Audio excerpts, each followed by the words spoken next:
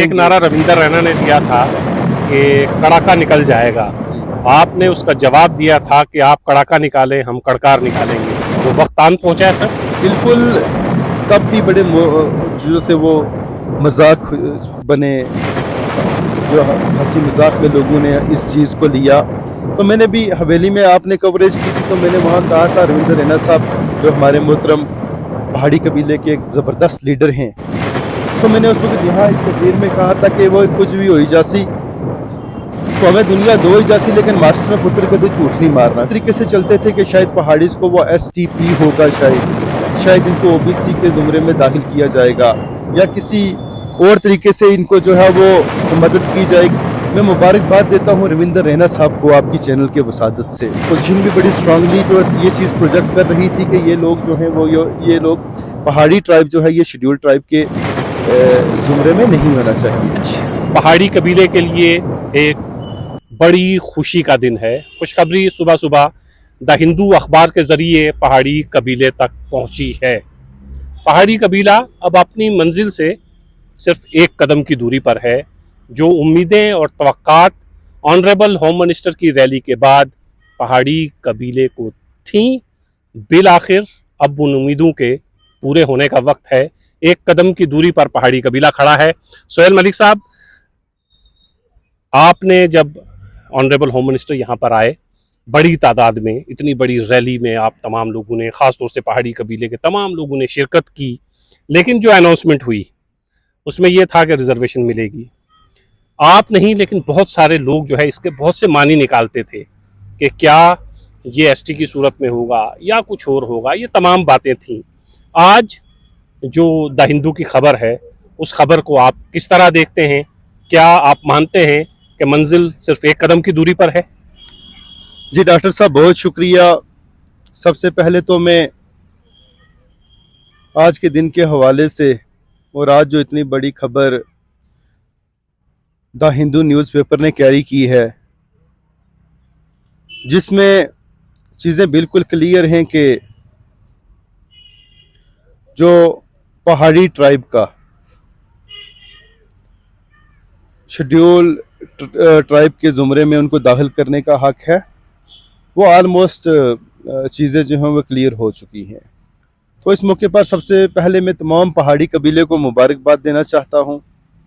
Doctor साहब, मैं आपको भी मुबारकबाद देना चाहता हूँ कि मैं हमेशा कहता हूँ और आज भी कि इस जंग में खासकर ये जो आप पहाड़ मेरे इर्द गिर्द देख रहे हैं, और अगर यहाँ से खासकर पुंछ से अगर ये आवाज़ निकल के पहाड़ी लोगों की दिल्ली तक पहुँची है, तो उसमें आपका बड़ा कंट्रीब्यूशन है।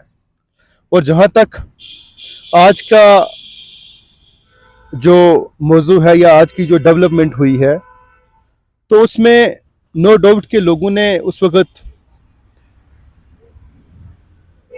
100 में से 90% साथ भी दिया, लेकिन 10% लोग ऐसे थे कि जो तंज करते थे, जो क्रिटिसिज्म करते थे, और इस तरीके से चलते थे कि शायद पहाड़ीज को वो STP होगा, शायद इनको OBC के जुमरे में दाखिल किया जाएगा, या किसी और तरीके से इनको जो है वो मदद की जाएगी। लेकिन काफ़ी लोग ये क्लियर करते, और हमारी अपोजिशन भी बड़ी स्ट्रांगली जो ये चीज़ प्रोजेक्ट कर रही थी कि ये लोग जो हैं वो ये लोग पहाड़ी ट्राइब जो है ये शेड्यूल ट्राइब के जुमरे में नहीं होना चाहिए। और मैं मुबारकबाद देता हूँ रविंदर रैना साहब को आपकी चैनल के वसादत से कि लास्ट नवंबर, आज नवंबर और नवंबर तकरीबन 1 साल हो चुका है, तब आप भी आए थे, आपने कवरेज की थी। और उस वक्त दरहाल, थन्ना मंडी, सुरनकोट, पुंछ वाला जो हमारा मंडी का इलाका है, या हवेली या मेंढर, तो लोगों ने बड़े ओवरवेलम्ड मेजॉरिटी से और ओवरवेलम्ड रिस्पांस जो उस वक्त रविंदर रैना साहब को दिया, उनके जलसों में शमूलियत की। और मैं एज आ जो पहाड़ी ट्राइब का एक, आप समझ लीजिए, अदना सा सिपाही होने के नाते, मैंने डे वन से ये कहा था कि इस हाथ लो और इस हाथ दो। ठीक है।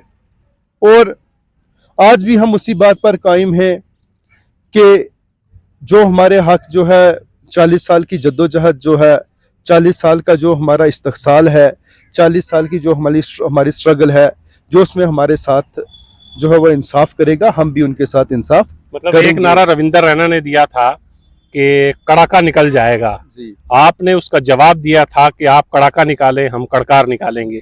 वो वक्त आन पहुंचा है सर? बिल्कुल। तब भी बड़े जो से वो मजाक बने, जो हंसी मजाक में लोगों ने इस चीज़ को लिया। तो मैंने भी हवेली में आपने कवरेज की थी, तो मैंने वहाँ कहा था रविंदर रैना साहब जो हमारे मोहतरम पहाड़ी कबीले के एक ज़बरदस्त लीडर हैं, तो मैंने उस वक्त यहाँ एक तकरीर में कहा था कि वो कुछ भी हो ही जासी, तो हमें दुनिया दो ही जासी, लेकिन मास्टर ने पुत्र कदे झूठ नहीं मारना। क्योंकि लोग इस तरह से इमेज प्रोजेक्ट कर रहे थे कि रैना साहब कहते कुछ हैं करते कुछ हैं, लेकिन मैं उनको मुबारकबाद देता और सल्यूट करता हूँ कि जितनी डिटर्मिनेशन से, जितने विजन से, जितनी कन्विक्शन से, जितनी स्ट्रेंथ से उन्होंने हमारा केस प्लीड किया। और आज अगर ये केस किसी जगह से जो है जाके बोला है, और हमें जो आसार बिल्कुल हमारी आंखों के सामने इस वक्त क्लियर है, मंजर बिल्कुल जो है वो साफ शफाफ नजर आया है कि पहाड़ी जो है वो अब एक जो रेस थी, एक जो दौड़ उस वक्त हम पिछले नवंबर में दौड़े थे, आज हम तकरीबन अपनी जो फिनिशिंग लाइन है उसके बिल्कुल पास पहुंचने वाले हैं। तो उसमें चाहे विबोध गुप्ता साहब का रोल हो, चाहे हमारे बाकी पहाड़ी लीडर्स का रोल हो, तो वो बड़ा ज़बरदस्त अहमियत का हामिल है। और साथ ही साथ आपको याद होगा कि ऑनरेबल प्राइम मिनिस्टर मोदी साहब ने जब लाल किले से कहा कि पहाड़ी भाइयों बहनों के साथ इंसाफ होगा, 2019 की बात है ये, और उसके बाद जब जम्मू में भारतीय जनता पार्टी की जो है वो रैली हुई, जिसमें अमित शाह साहब ने 6 बार पहाड़ी जो है वो ट्राइब का नाम लिया और कहा कि पहाड़ियों से भी चीफ मिनिस्टर हो सकता है, और ये मेरे पहाड़ की बहन भाई हैं, इनके साथ भी अब हम इंसाफ करेंगे। तो उस वक्त भी काफ़ी चीज़ें खुल के सामने आई थी। वो लास्ट टाइम आपने देखा कि रजौरी में जब more than 1 lakh people they have participated in the rally of honourable home minister of India Shri Amit Shah ji, तो तब वहां जब उन्होंने वो लोगों का एक जन सैलाब देखा, तो अब चीजें इतनी जल्दी होंगी ये हमें उम्मीद नहीं थी। अच्छा। जिस तरह आज national commission for scheduled tribe ने भी जो है वो क्लियर कर दिया, जिस तरह ट्राइबल मिनिस्ट्री से भी वो फाइल चली गई, जिस तरह जम्मू कश्मीर की गवर्नमेंट ने भी जो है वो ऊपर लिखा इनको ट्राइबल मिनिस्ट्री को हमारी फाइल सबमिट की, जिस तरह पिछले दिनों आपने एक नई डेवलपमेंट देखी कि पहाड़ी स्पीकिंग पीपल, जिसमें लोग हमें जो ऑब्जेक्ट करते थे, जो ऑब्जेक्शन थी कि ये जबान की तर्ज पर या आप लिंग्विस्टिक माइनॉरिटी के बेसिस पर आप किस तरह किसी को ट्राइब डिक्लेयर कर सकते हैं, क्योंकि इस तरह का ये जानबूझ के एक हमारे साथ साजिश हुई पिछले 40-50 सालों में। हमारा केस उस वक्त भी नंबर 1 पर था, और 1970 से जो लड़ाई चलती है, 1989 में जब नंबर 1 से हम जो है वो बिल्कुल पॉलिटिकल या सोशल जो हमारा मैप है जम्मू कश्मीर का, उससे हम बिल्कुल वाइप आउट हो गए। हम मेरिटोरियस थे, हम डिजर्विंग थे, उसके बावजूद भी जो है हमारे लोग जो है वो they have been pushed behind the walls. अच्छा सोहेल साहब, ये एक चीज बताइएगा, जी। अगर रिजर्वेशन पहाड़ियों को बहुत पहले मिल गई होती, हमने ये सुना है कि सोहेल मलिक केएस के वायवे तक पहुंचा, ये जरा थोड़ा सा हटके सवाल है लेकिन मेरे जहन में आया, मैंने कहा पूछ लूं, अगर आपके पास रिजर्वेशन होती सोहेल साहब, तो आप इस वक्त केएस ऑफिसर होते? देखिए, मैंने हर इंटरव्यू में ये कहा है, हर चैनल के साथ इंटरेक्शन में ये कहा है कि हम और हमारे गुजर बकरवाल जो बरादरी के भाई हैं, या हमारे जो जो ट्राइब्स हैं आपस में, हम एक ही जगह रहते हैं। एक जैसी बरसात है, एक जैसी धूप छाँव है, एक जैसी बर्फ़ है, एक जैसे चश्मे से हम पानी लेते हैं, एक जैसे स्कूल में बैठ के, एक जैसे टाट पर बैठ के हमने पढ़ाइयाँ की हैं। तो जम्मू कश्मीर की बात की जाए, खासकर रजौरी पुंछ की, और खासकर पुंछ की अगर बात करें, तो हमारा बड़ा डिस्टर्बिंग एरिया रहा, शायद हमारी पढ़ाई उस तरीके से नहीं हुई। लेकिन उसके बावजूद आप देखेंगे कि जिन लोगों के पास रिजर्वेशन थी, चाहे वो शेड्यूल्ड ट्राइब के ज़ुमरे में थी या किसी और जो था वो डोमेन में उनके पास रिजर्वेशन थी, तो उन लोगों की काफ़ी डेवलपमेंट हुई। वो लोग कोई अपनी अपनी फील्ड्स में आगे निकले, किसी ने नेट किया, किसी ने जेआरएफ किया, कोई हमारे गुजर बकरवाल बरादरी के लोगों की बात की जाए, यूनिवर्सिटी में प्रोफेसर बने, कुछ जो थे वो केएस की, कुछ लोग आईएएस में चले गए। तो हमारे साथ तो ये ड्रॉबैक रहा कि अगर मेरे पास भी कोई बैसाखी होती शायद, जिसका मैं सहारा लेता, क्योंकि एक बार तो मैं तकरीबन को 5-10 नंबरों से रहा हूँ, तो उससे पहले जो है वो तकरीबन 25-30 नंबरों से रहा हूँ, तो काफ़ी मतलब क्लोज रहा इसमें, और मेंस भी दिए। और अगर उस वक्त कोई हमारे पास रिजर्वेशन होती, शायद तो एक किस्म का बूस्ट होता है, हम कहीं आगे निकल जाते। और ये मैं आपको दावे और वसूख के साथ कहता हूँ कि अगर गवर्नमेंट ऑफ डे आज हमें एसटी स्टेटस जो है डिक्लेयर करती है, और कर गई है ऑलमोस्ट, क्योंकि जो बिल्कुल writing on the walls are very much clear, और अब इसमें कोई किसी किस्म का मुझे नहीं लगता कि किसी किस्म की अब कोई इसमें कोई स्पेकुलेशंस हैं या इस तरीके का कोई अंदाज़ा लगाया जाए कि अब नहीं है या अब है। अगर हमें वो देते तो आप मुगल साहब अगले 5 या 10 सालों में देखेंगे कि हमारे लोग कितना जो है डेवलपमेंट करके आगे जाएंगे। और मैं गवर्नमेंट ऑफ डे का शुक्रगुजार हूँ और मैंने हमेशा ये कहा कि अगर आप हमारी तरफ एक कदम चल के आएंगे और हम आपकी तरफ 100 कदम चल के जाएंगे। और मैंने तब भी कहा था कि एक हाथ से लो एक हाथ से दो। और आज भी मैं अपने कबीले के लोगों से ये गुजारिश करता हूँ और मैं पुरुमीद हूँ। मैं फील्ड में गया हूँ, मैंने लोगों को देखा है, मैंने उनको महसूस किया है, मैंने उनके जज्बात भी जो है वो पढ़ने की कोशिश की है। और लोग बिल्कुल इस वक्त पुरुमीद हैं और इंशाल्लाह जिस दिन हमें एसटी स्टेटस मिलेगा आप देखेंगे कि रजौरी पुंछ की फिजा बदल जाएगी। हमारे एडमिनिस्ट्रेशन में भी लोग होंगे, हमारे ब्यूरोक्रेसी में भी लोग होंगे, हमारे एजुकेशनल इंस्टीट्यूशंस में भी लोग होंगे, हमारे नेशनल लेवल पर जो पहाड़ी ट्राइब है हमारा, ये लोग वहां तक भी जाएंगे। इवन इंटरनेशनल लेवल पर भी जो है वो हमारी जो है रिकग्निशन होगी। और आपके चैनल के माध्यम से मैं अपने कबीले से, जिसमें 15 लाख से ज़्यादा पहाड़ी लोग हैं, जिसमें उड़ी, बारामूला, कपवाड़ा, लोलाब, पुंछ, रजौरी वाला ये इलाका, सुंदरबनी, नौशहरा और बाकी जितने भी इलाके हैं, तो उसमें मैं लोगों से ये रिक्वेस्ट करूंगा कि आप कोई इफ्स और कोई बट्स नहीं है। जितनी तेज़ी से हमारा केस जो है वो प्रवान चढ़ा है, मैं माननीय गृह मंत्री अमित शाह साहब का शुक्रिया अदा करता हूं। और मैंने तब भी जब रजौरी में मेरी तकरीर हुई थी तो मैंने ये कहा था, और जो पास्ट एक्सपीरियंसेस हैं, जो प्रेसिडेंट सेट हुए हैं, कि ये जो कहते हैं वो करते हैं। सोहेल साहब 2 सवाल एक साथ पूछूंगा। नंबर 1, अब आज से क्या सोहेल मलिक इलेक्शन की तैयारियां भी साथ साथ करेंगे? क्योंकि ये एक बात तो थी ही ना कि जो सीटें रिजर्व्ड हैं, अगर रिजर्वेशन नहीं मिली तो जाहिर है आप सिर्फ वोट देंगे, लेने का हक नहीं है। अब उम्मीद बंदी है कि सोहेल मलिक भी, क्या सोहेल मलिक इलेक्शन लड़ेंगे? Number 1। Number 2, Sohail Malik Bharatiya Janata party कब ज्वाइन कर रहे हैं? सर, जो बड़े पेचीदा सवाल आपने ये दो मुझसे पूछ लिए, तो मैं ये कहूँगा कि मेरा डे वन से मौक़िफ़ है कि जो मेरे लोग मेरे लिए डिसाइड करेंगे मेरे लिए वो अहम होगा। अभी तो इलेक्शन लड़ने या ना लड़ने की कोई गुंजाइश नहीं पैदा हुई। मैंने लास्ट इंटरव्यू से भी कहा था, लास्ट इंटरव्यू में भी आपसे, कि मेरे लिए सोसाइटी या कलेक्टिव इंटरेस्ट जो है वो इंडिविजुअल इंटरेस्ट से ज़्यादा जो वो है ज़रूरी हैं, और मैं उनको सुप्रीमेसी और उनको ज़्यादा तरजीह देता हूँ। अगर कल की डेट में लोग कहते हैं कि सोहेल साहब आपको इलेक्शन लड़ना है या लड़ना चाहिए, तो definitely I will go for it. और दूसरी बात ये रही कि क्या मैं बीजेपी से लड़ूंगा या मैं नहीं लड़ूंगा या कोई और लड़ेगा, तो हमारा मौक़िफ़ बिल्कुल क्लियर है कि अगर हमें एसटी स्टेटस देते हैं तो हम बीजेपी को वोट देंगे। और अगर कल को अगर कहीं मुझे भी वो कहीं से मतलब कहते हैं या किसी कॉर्नर से जो है मेरे लिए भी कोई पैगाम रहता है कि आपने इलेक्शन लड़ना है, तो बिल्कुल रेडी हैं। हमने अपने लोगों की खिदमत करनी है, अपने लोगों की सर्विस करनी है। और अब इंशाल्लाह वो दिन दूर नहीं है कि मुझे लगता है अप्रैल मई तक इलेक्शन होंगे। अगर ज़्यादा डिले हुए तो अगले नवंबर तक इलेक्शन होंगे। हमें फील्ड में अभी बड़ा काम करने की ज़रूरत है।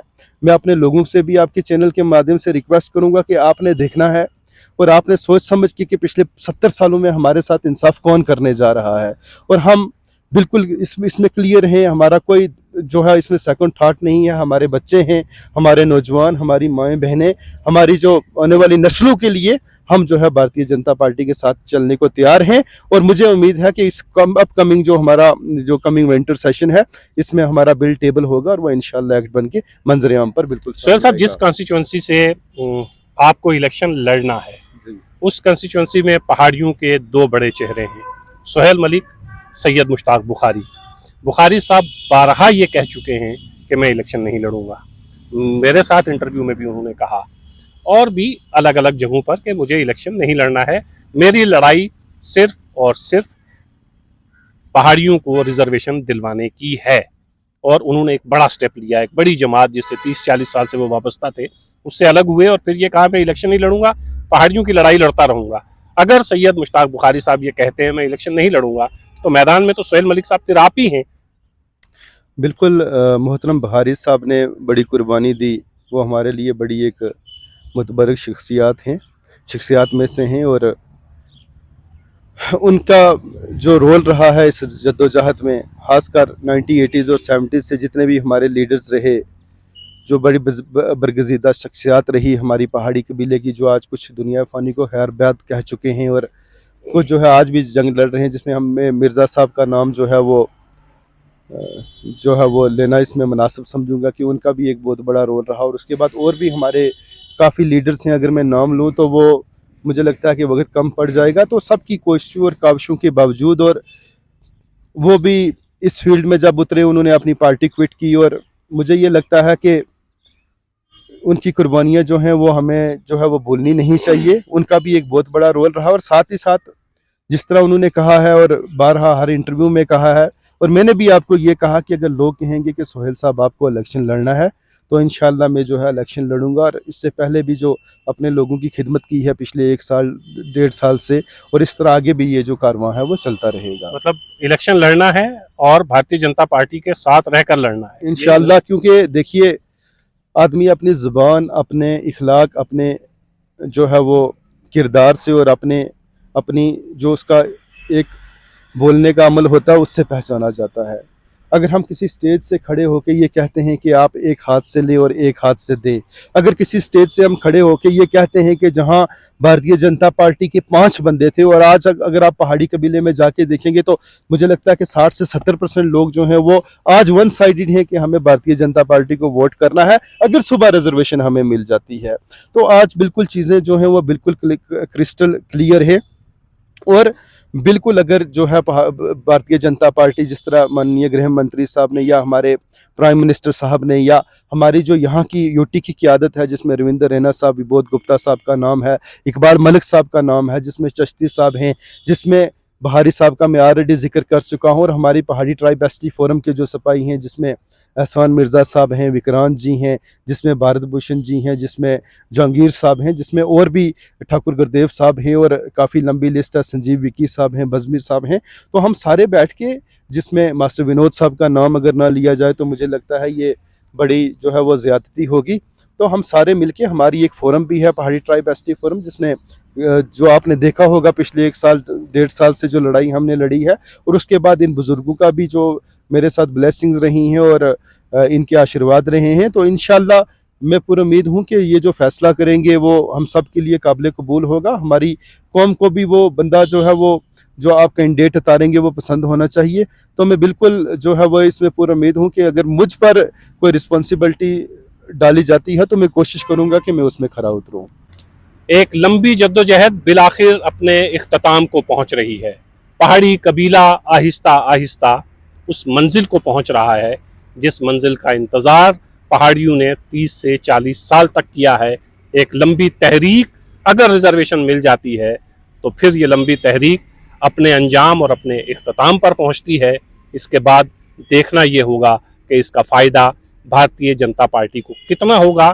लेकिन अगर हम रैलीज देखें, जब से भारतीय जनता पार्टी ने पहाड़ियों का झंडा उठाया है, पहाड़ियों को रिजर्वेशन देने की बात की है, उसके बाद खास तौर से पीर पंजाल में बीजेपी की कामयाब तरीन रैलियां हुई हैं। अगर यही जोश पहाड़ियों में बरकरार रहता है इलेक्शन तक, यकीनन इसका फ़ायदा इलेक्शन में भारतीय जनता पार्टी को ज़रूर होगा।